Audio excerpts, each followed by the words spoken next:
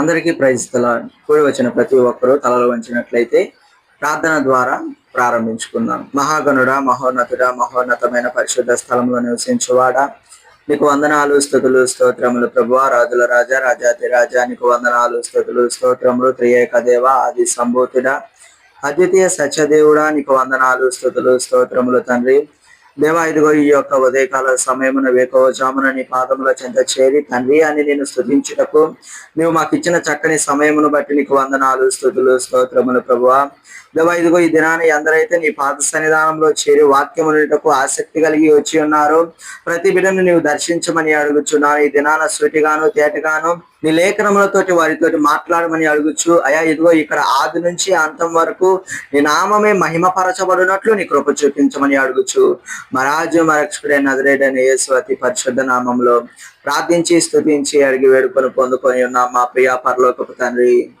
ఆమేన్. అందరికీ praise the lord. ఈరోజు మనం చెప్పుకొనబోయేటువంటి అంశము, ఆలస్యమైన దేవుడు ఆలస్యము చేయడు. ఈ దినాన ఏమి ఆలస్యం అవచ్చు ఉన్నది? దేని గురించి ఆలస్యమైన దేవుడు ఆలస్యము చేయడు అని ఇక్కడ ప్రభువు చెప్పుచూ ఉన్నటువంటి వాడై ఉన్నాడు. అంటే యోహాను సువార్త 11వ అధ్యాయము 44వ వచనం వరకు మనం చూచుకున్నప్పుడు అక్కడ ఒక యథార్థమైనటువంటి సంఘటన, ఒక అద్భుత కార్యము, ఆశ్చర్య కార్యము జరిగినటువంటిదిగా ఉన్నది. ఆలస్యం వెనుక దాగి ఉన్నటువంటి మేలులను గురించి ఈ దినాన మనము చర్చించుకుందాము, ఈ దినాన మనము చెప్పుకుందాము. ఒక్కొక్కసారి మనము ప్రార్థన చేసినప్పుడు మన ప్రార్థనలకు అంత తొందరగా దేవుని యొద్ద నుండి జవాబు అనేది రాదు. అయితే మనకి ఒక్కొక్కసారి అగుపిస్తుంది, నన్ను మర్చిపోయాడేమో, అందుకనే నా ప్రార్థనకి ఇంకా జవాబు దేవుని యొద్ద నుండి రాలేదేమో అని నీకై నీవే ఆలోచించు ఉంటావు, మదనపడుచు ఉన్నటువంటి వాడవై ఉంటావు. అయితే ఈ దినాన దేవుడు సూటిగాను తేటగాను నీతోటే మాట్లాడుచూ ఉన్నాడు, పలుకుచూ ఉన్నాడు. ఆలస్యమైనను అద్భుత కార్యము నీవు నీ జీవితంలో చూస్తావు. హల్లెలూయా. చూడండి, ఇక్కడ దేవుని వాక్యము సెలవిచ్చి ఉన్నటువంటిది అయి ఉన్నది. పరిశుద్ధ గ్రంథములో మనము అందరి జీవితముల్లోనూ ఎన్నో గొప్ప మేలులను, అద్భుత కార్యములను, ఆశ్చర్య కార్యములను చూచినటువంటి వారమై ఉన్నాము. అవి వారి జీవితంలో అప్పటికప్పుడు జరిగినవి కాదు. ఎన్నో సంవత్సరముల నిరీక్షణ, ఎన్నో సంవత్సరముల ఓర్పు కలిగి జీవించినటువంటి ప్రవక్తలున్నారు, యాజకులున్నారు, దేవుని యందు విశ్వసించినటువంటి వారు ఉన్నారు. కనుకనే వారు అంత గొప్ప ఆశ్చర్య కార్యములు, అద్భుత కార్యములు తమ జీవితంలో చూడగలిగినటువంటి వారుగా ఉన్నారు. ఒక మనిషి జీవితంలో ఆలస్యాన్ని ఒక ఓటమిలాగా భావించకూడదు, కానీ ఆ ఆలస్యాన్ని దేవుడు నీ జీవితంలో చేసేటువంటి గొప్ప అద్భుత కార్యమునకై ఆలస్యం చేయుచున్నాడని ఈ దినాన మనుషుడు గుర్తెరిగేటువంటి వాడై ఉండాలి. రండి, వాక్యముల ద్వారా మనము తెలుసుకుందాము. యోహాను 11వ అధ్యాయము 3వ వచనం చదువుకుందాం. అతని అక్కాచెల్లెళ్ళు, ప్రభువా, ఇదిగో నీవు ప్రేమించువాడు రోగి అయి ఉన్నాడని ఆయన వద్దకు వర్తమానము పంపిరి. హల్లెలూయా. చూడండి, యోహాను సువార్త 11వ అధ్యాయంలో ఒక ప్రాముఖ్యమైనటువంటి విషయమును గురించి దినాన మనము తెలుసుకొనబోచూ ఉన్నాము, చెప్పుకొనొచ్చు ఉన్నాము అని చెప్పాను కదా. అది ఎవరి గురించో కాదు, లాజరు జీవితంలో జరిగినటువంటి ఒక అద్భుత కార్యము, ఆశ్చర్య కార్యము, మహత్కార్యమును గురించి ఈ దినాన మనము చర్చించుకుందాం. అయితే ఇక్కడ వాక్యమును మనం చూచినప్పుడు ఏమని తెలియజేయుచున్నటువంటి వారై ఉన్నారు? మార్త ప్రభువునకు ఏమి చేయుచున్నది? ఇలాగున తెలియచేయుచు ఉన్నది, ప్రభువా, ఇదిగో నీవు ప్రేమించు లాజరు రోగి అయి ఉన్నాడు, నీవు వచ్చి అతన్ని బాగు చేయుము అని మనవి చేసుకునింది. అయితే ప్రభువు ఆమె మనవి చేసిందని వెంటనే వచ్చాడా? వచ్చి లాజరు నువ్వు స్వస్థత పొందు అని తెలియజేశాడా? లేదండి. లాజరు జీవితంలో ఒక గొప్ప కార్యము దేవుని ద్వారా జరిగినటువంటిదై ఉన్నది. రండి, అదే యోహాను 11వ అధ్యాయము 4వ వచనం చదువుకుందాం. యేసు అది విని, ఈ వ్యాధి మరణము కొరకు వచ్చినది కాదు గాని దేవుని కుమారుడు దాని వలన మహిమపరచబడినట్లు దేవుని మహిమ కొరకు వచ్చినదనెను. హల్లెలూయా. చూడండి, ఈ దినాన మనిషికి ఒక వ్యాధి వస్తే ఆ వ్యాధిని చూచినటువంటి వారు, చుట్టుపక్కల వాళ్ళు ఏమనుకుంటారు? ఏం పాపం చేశాడో, ఏం దోషం చేశాడో, పుట్టరాని రోగం వచ్చింది, క్షమించలేని రోగం వచ్చింది, అది తగ్గదు అని సూటిపోటి మాటల చేత నిందిస్తూ అవమానిస్తూ ఉంటారు. అయితే ఈ దినాన ప్రభువే వాక్యము ద్వారా నీతో మాట్లాడుచున్నాడు.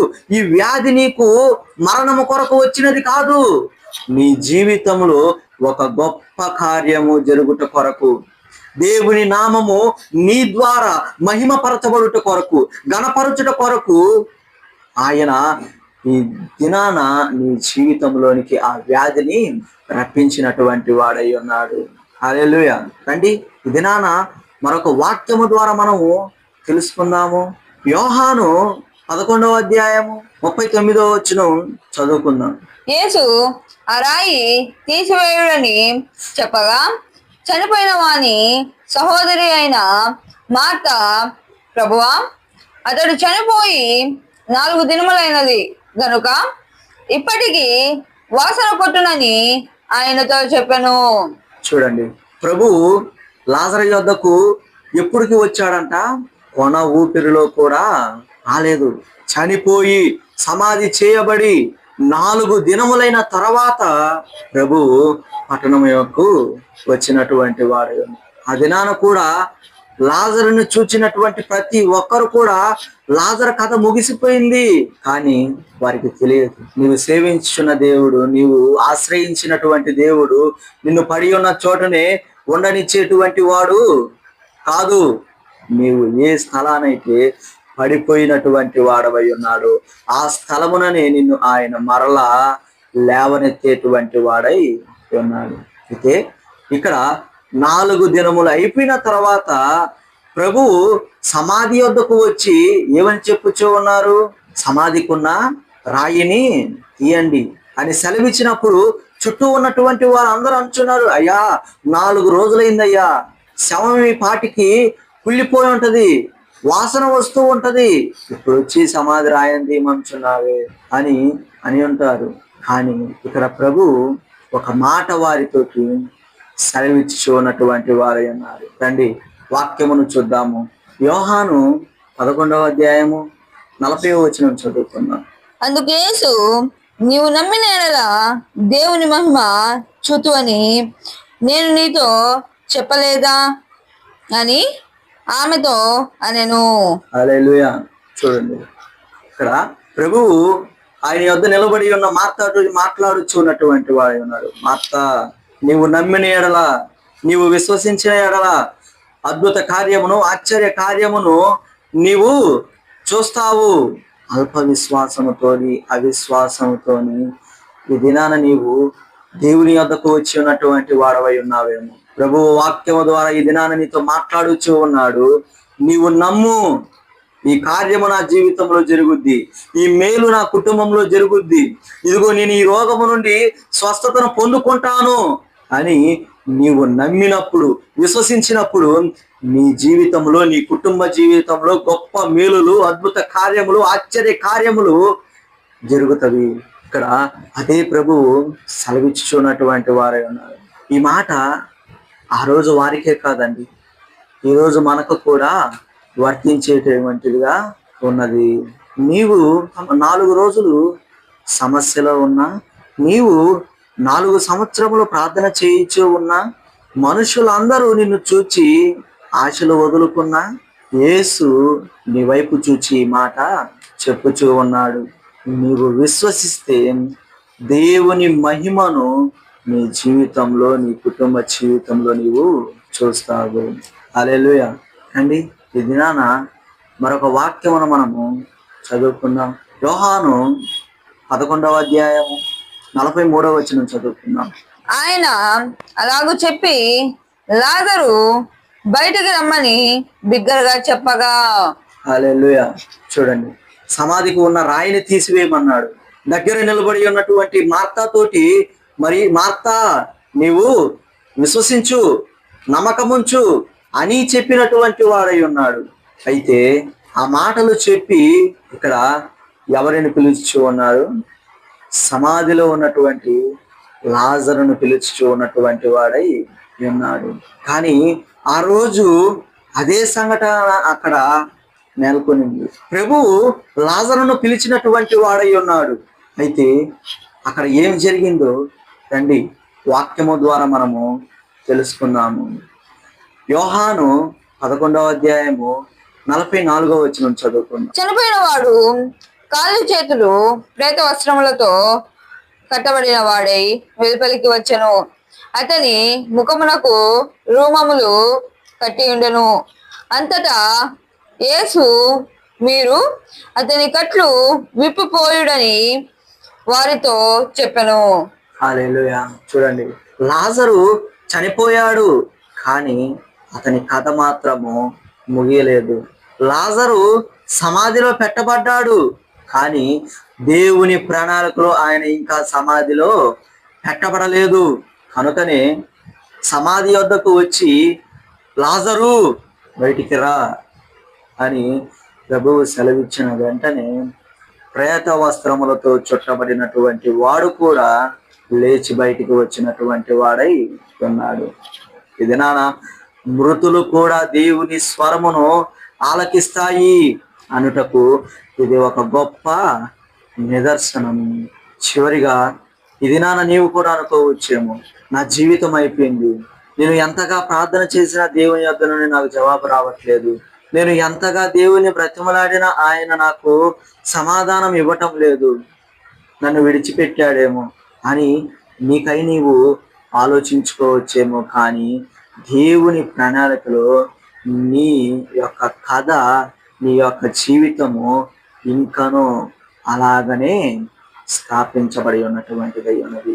నీవు నీ గురించి నిత్యముగా ఆలోచించుకోవచ్చు, కానీ ఈ దినాన నిన్ను కలుగు చేసినటువంటి దేవుడు, జీవాత్మను నీకు ఊదినటువంటి దేవుడు నిన్ను ఎన్నడను కూడా తుచ్చముగా నీచముగా చూచేటువంటి వాడు కాదు. ఆయన నీ పట్ల ఒక ఉన్నతమైనటువంటి కార్యములను, అద్భుత మేలులను చేసేటువంటి వాడై ఉన్నాడు. కనుకనే నిన్ను కలుగు చేసినటువంటి దేవుడు మాత్రం నిన్ను ఎన్నడనో కూడా నీచముగాను తుచ్చముగాను పనికిరానటువంటి వాడుగాను చూడడు. ఇది నాన్న చివరిగా ఒక మాట నిన్ను నీవు ప్రశ్నించుకో. ఒక మాట నిన్ను నీవు, మనుషులు రాయి చూసి ముగిసిపోయింది నీ జీవితం, నీ కథ అని అన్నారు, కానీ యేసు నిన్ను చూచి ఒక మాట పలుకుచూ ఉన్నటువంటి వాడై ఉన్నాడు. ఈ దినాన నీవు ఎట్టి శ్రమలో ఉన్నా, శోధనలో ఉన్నా, నిన్ను దేవుడు అందులో నుంచి బయటకు రా అని పిలుచుచూ ఉన్నటువంటి వాడై ఉన్నాడు. ఈ కొద్ది మాటలను దేవుడు దీవించి ఆశీర్వదించునుగాక. ఆమేన్.